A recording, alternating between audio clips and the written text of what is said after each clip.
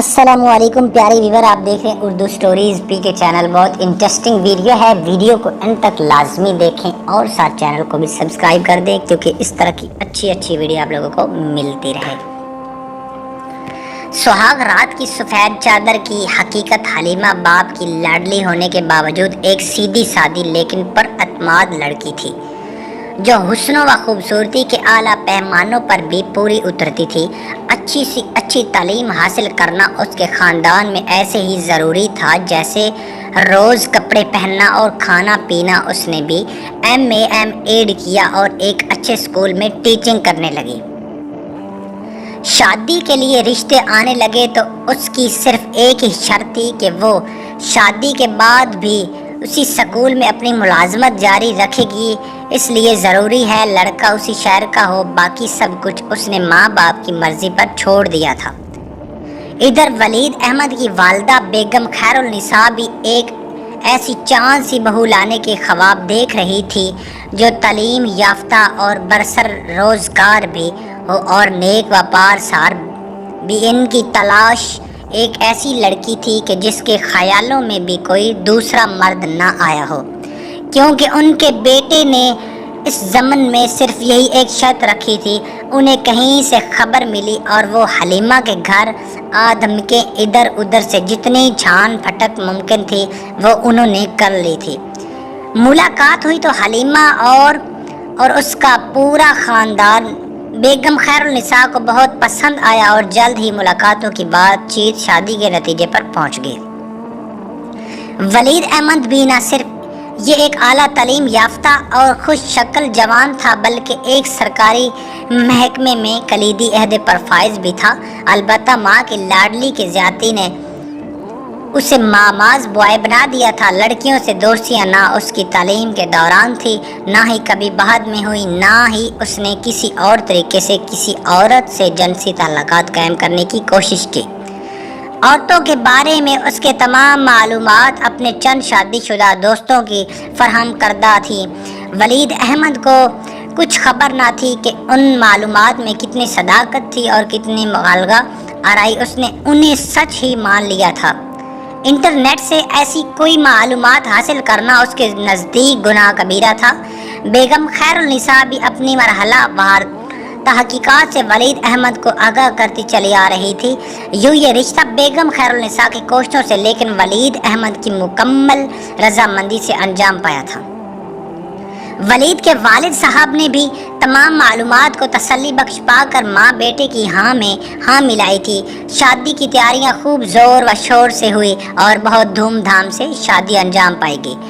حجالہ اور عروسی میں حلیمہ اور ولید احمد کو بند کرنے تک ہر طرف خوشیوں کا راج تھا اور حجالہ عروسی یوں تو پورا کمرہ ہی خوب محنت سے سجایا گیا تھا، لیکن دولہا دلہن کی مسہری پر خاص توجہ دی گئی تھی۔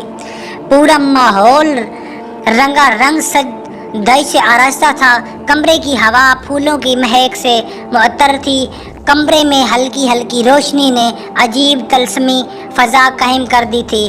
ولید احمد نے حلیمہ کا گھونگھٹ اٹھایا، اسے سلامی دی اور پھر ایک سنجیدہ شخص کی طرح اس کے پاس بیٹھ گیا۔ اس نے پہلے بہت آہستہ حلیمہ کے ساتھ گفتگو کا سلسلہ شروع کیا تو حلیمہ کو بھی یہ محسوس کر کے خوشی ہوئی کہ ولید ایک مہذب اور خوش اطوار شخص ہے۔ وہ بھی دھیمے انداز میں اس کی باتوں کا جواب دینے لگی۔ تھوڑی بے تکلفی کی فضا قائم ہو گئی تو ولید نے جنسی وظیفہ کی طرف رجوع کیا۔ حلیمہ تو اب اس کی بیوی تھی، اس لیے کسی مزاحمیت کا تو سوال ہی پیدا نہیں ہوتا تھا۔ البتہ حلیمہ نے جیسا سن رکھا تھا اسے ولید کی طرف سے ویسا جوش و خروش محسوس نہ ہوا۔ سنی سنائی باتوں کے سوال اس کے پاس بھی کوئی علم نہیں تھا، اس لیے موازنہ کے بھی یہ سوال نہیں اٹھتا تھا۔ خیر جو نہیں، ولید فارغ ہو کر بستر پر لیٹا۔ حلیمہ اٹھ کر واش روم میں چلی گئی۔ واش روم سے واپس آئی تو ولید نے کمرے کی بڑی لائٹ آن کی ہوئی تھی اور وہ اپنے کپڑے ہاتھ میں پکڑے پاس ہی صوفے پر بیٹھا تھا۔ اس کے چہرے سے کچھ دیر پہلے ہی والی خوشگواریت بھی غائب تھی، بلکہ اب اس کی آنکھوں میں ایک خوفناک قسم کی اجنیت امڈ آئی تھی۔ ماتھے پر کچھ شکنوں نے بھی ڈیرے ڈال لیے تھے۔ حلیمہ کی باہر آتے ہی وہ واش روم میں داخل ہو گیا اور حلیمہ واپس آ کر بستر پر بیٹھ گئی۔ کچھ دیر بعد ولید واش روم سے باہر نکلا تو اس نے پورے کپڑے پہنے ہوئے تھے۔ حلیمہ کا خیال بھی تھا اور خواہش بھی کہ ولید پھر سے ان کے بستر پر آ جائے، لیکن وہ واش روم سے نکلتے ہی دروازہ کھول کر باہر چلا گیا۔ اب تو حلیمہ کو سخت حیرت ہوئی، وہ سوچ رہی تھی کہ یہ کیسی سہاگ رات ہے، مگر پھر اس خیال سے خود کو ڈھارس بندھائی کہ شاید اسے کسی چیز کی ضرورت پڑ گئی ہوگی جیسے لینے وہ باہر گیا ہے۔ بہرحال میں وہ 10-15 منٹ بعد واپس آ گیا۔ اب اس کے ہاتھ میں ایک کمبل اور ایک تکیہ بھی تھا۔ اس نے تکیہ اور کمبل صوفے پر رکھا اور خود وہاں لیٹ گیا۔ اب مزید خاموش رہنا حلیمہ کے بس کی بات نہیں تھی۔ وہ تو چاہ رہی تھی کہ ولید پھر سے بستر پر آئے اور اسے اپنے۔ بہرحال میں 10-15 منٹ بعد واپس آ گیا۔ اب اس کے ہاتھ میں ایک کمبل اور ایک تکیہ بھی تھا۔ اس نے تکیہ اور کمبل صوفے پر رکھا اور خود وہاں پر لیٹ گیا۔ مزید خاموش رہنا حلیمہ کے بس کی بات نہیں تھی۔ وہ تو چاہ رہی تھی کہ ولید پھر سے بستر پر آئے اور اسے اپنے بدن کی گرمی سے مستفید ہونے کا موقع دے۔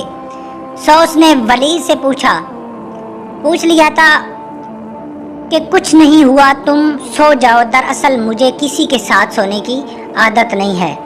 ولید نے جواب دیا اور کمبل اوپر کھینچ لیا۔ حلیمہ نے کہا اگر ایسی بات ہے تو آپ بیڈ پر آ جائیں، میں صوفے پر لیٹ جاتی ہوں، مگر ولید نے مانا اور لائٹ آف کر کے صوفے پر لیٹ گیا۔ حلیمہ عجیب محسوسے میں گم بہت دیر تک جاگتی رہی، پھر کہیں رات کے پچھلے پہر اسے بھی نیند آ گئی۔ جب اس کی آنکھ کھلی تو کمرہ عجیب خسر فسر سے بھرا ہوا تھا۔ حلیمہ نے دیکھا تو ولید اپنی ماں اور 2 بڑی بہنوں کے ساتھ سرگوشیوں میں باتیں کر رہا تھا۔ بیگم خیرالنساء اسے کچھ سمجھانے کی کوشش کر رہی تھی۔ حلیمہ بس ان کا اتنا ہی جملہ صحیح طرح سے سمجھ سکی، کم از کم ولیمے تک تو رک جاؤ، پھر کر لینا تم جو بھی کرنا چاہتے ہو۔ لیکن جواب میں ولید اپنے موقف پر بضد تھا۔ پھر وہ تینوں خواتین تو سر جھکا کر باہر نکل گئیں اور ولید دوبارہ سے ویسے ہی صوفے پر بیٹھ گیا۔ پیارے اس کا اگلا پارٹ دیکھنے کے لیے ہمارے چینل کو سبسکرائب کریں۔ اگر ویڈیو اچھی لگے تو ویڈیو کو لائک کمنٹ لازمی کریں۔ Thanks for watching this video.